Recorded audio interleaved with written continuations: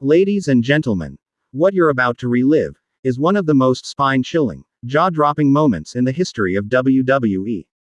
A moment that didn't just send shockwaves through the arena, but through the entire wrestling world. A moment where respect, friendship, and loyalty were shattered in an instant. This is the night that the Viper, Randy Orton, unleashed chaos and made the ultimate statement by launching a brutal, unforgettable attack on the game, Triple H. The lights were bright, the crowd was electric, and the atmosphere inside the arena was unlike anything we'd felt before.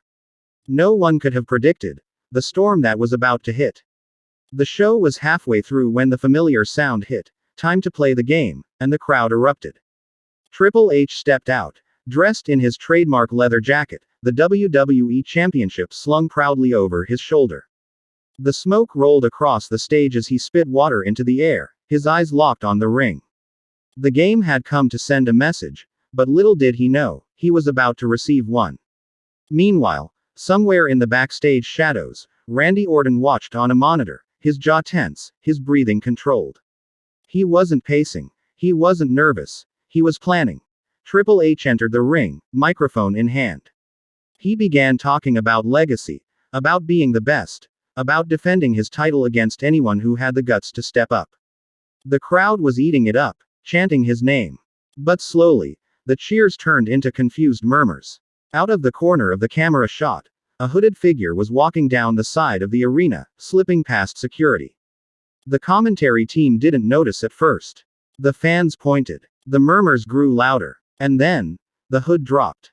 It was Randy Orton. The camera zoomed in on his cold, expressionless eyes. No smile. No smirk. Just pure focus. Orton slid into the ring like a snake in tall grass. Triple H barely had time to react. And then, bam! RKO out of nowhere. The arena exploded with gasps and shouts. Triple H hit the mat hard. Orton crouched low, looking at his fallen prey, but he wasn't finished. Oh no, the Viper wanted to make this a night Triple H would never forget. Orton rolled out of the ring, grabbed a steel chair from the timekeeper's area, and slid back inside. The commentary team was screaming, "No! Don't do it, Randy! Don't do this!" But Orton did exactly that. One devastating chair shot to the back. Triple H groaned in pain, rolling over. The Viper stood over him, and delivered another. And another. Officials sprinted to the ring, but Orton shoved them aside like rag dolls. He mounted the game and rained down punches, his fists smashing into the skull of one of the greatest champions in WWE history. The crowd was in shock. Some booed, some screamed, others were dead silent. Triple H, the King of Kings, lay broken in the ring, struggling to move. The medical team tried to check on him, but Orton stood in the corner, watching, breathing heavily, like a predator who had just taken down his prey. The replay on the big screen showed every detail in slow motion, the impact of the RKO, the vicious chair shots, the merciless assault. The arena felt colder. Triple H, ever the warrior, tried to sit up, but collapsed again. Orton slowly backed up the ramp, never taking his eyes off the game.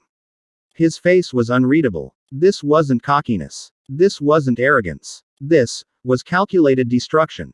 As Orton reached the stage, he stopped. He turned back toward the ring, grabbed the microphone from a staff member, and said just 7 chilling words.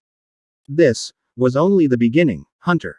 Then he dropped the mic, his music hit, and the camera panned over the wreckage in the ring. Triple H lay battered, barely conscious. The WWE Universe knew one thing for sure. After this night, there would be no going back. This wasn't just an attack. This was a declaration of war.